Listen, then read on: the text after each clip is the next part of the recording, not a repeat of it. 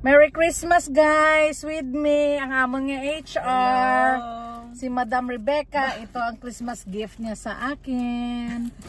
Maraming salamat at ito ay galing sa Pilipinas. At saka ano to? Pasalubong. Do kadamo gini Madam ba? Damo-damo gidi ni. Di ka gani sa aton sa kwan ka no?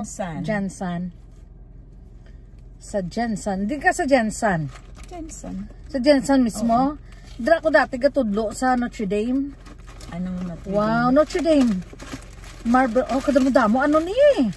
Oh my God. Dorian.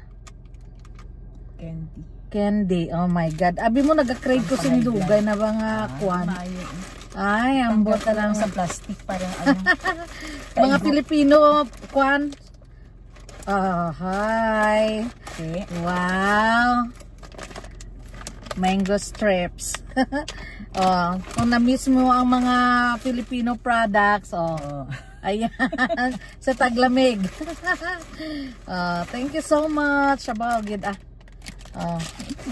madamog niya salamat. Doon ko kadamog bilang hinahatag ng usakon. May palaman pagit. Oh my God, chicken spread.